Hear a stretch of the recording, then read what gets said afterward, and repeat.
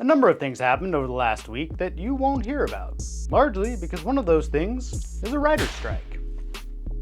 Everyone's super happy about the royal coronation, Adidas is sitting on over $1 billion worth of unsold Yeezys, and the debt ceiling is back in the news. And Ryan Reynolds and Snoop Dogg are in a bidding war for a hockey team.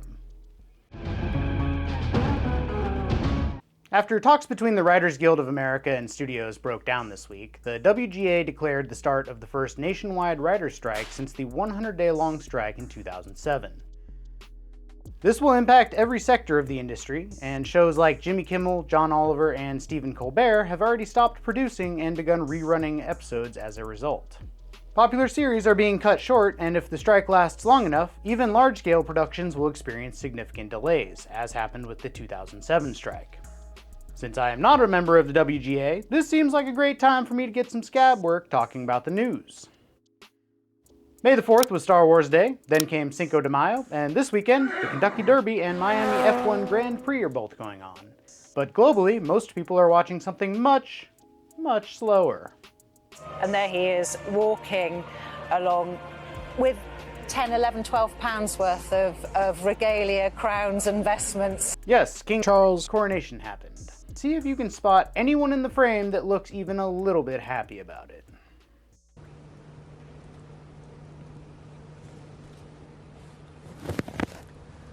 God save the King! God save the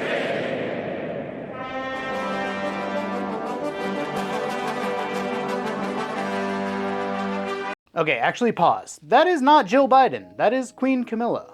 But Jill Biden was also present at the coronation, dealing yet another blow to the theory that she is an immortal necromancer controlling the world through reanimated political leaders.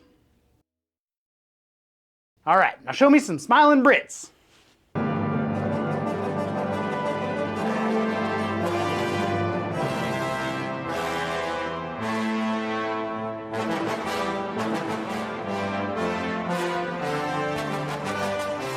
Spontaneous applause here at Buckingham Palace at that very moment when King Charles received his crown. Wow. Those are the faces of people realizing in real time that their country just spent $125 million in tax dollars on going to church on Saturday. And also, what's spontaneous applause? Spontaneous applause here at Buckingham Palace. Did they write that in beforehand or something? Because it definitely did not happen. Also met with mid-level enthusiasm and, hell, let's just call it spontaneous applause, was the World Health Organization's announcement that COVID is no longer a global health emergency. Oh, thank God. The US plans to follow suit and terminate its COVID emergency next week. About 7 months ago, when Kanye went DEFCON 3, Adidas dropped him immediately, but they have yet to drop the $1.3 billion worth of unsold Yeezy merchandise. Bjorn Gulden, who became CEO in January after the Ye split, declined to say if destroying the shoes had been ruled out, but that the company was trying to avoid that. He has previously said other options would have drawbacks.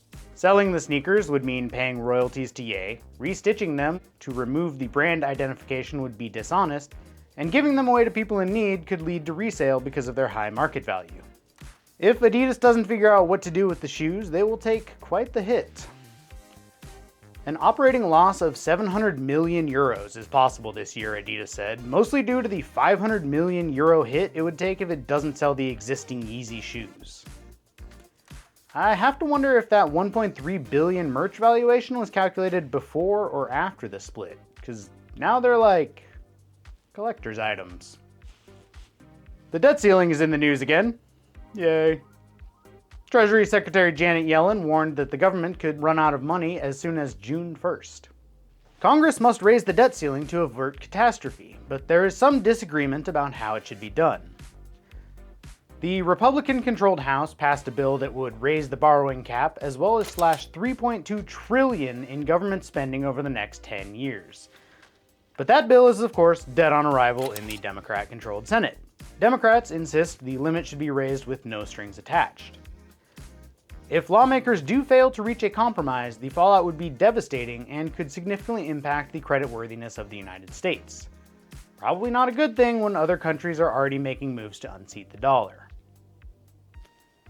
Republicans maintain a very small majority in the House, and if just a few of them peel off to vote with Democrats, this game of chicken is over. And it does seem to me like that is where the weak point will be, since Republicans are far from a united front. Looking at you, Speaker Battle. President Biden, House Speaker Kevin McCarthy, and other important lawmakers from both camps will be meeting Tuesday to discuss options. So we'll have to see what they decide. And last but not least, Snoop Dogg and Ryan Reynolds are in a bidding war for a hockey team. I would definitely watch that movie, but it's actually true. Both are looking to purchase the Ottawa Senators, and early indications are that this may become the highest priced bidding war in NHL history. I kinda want both to win, but the DOGG would be the first black ownership in the NHL, and that is pretty cool. Unlike all your favorite movies and TV show writers, I will be back next week with more interesting stuff to talk about. See you then.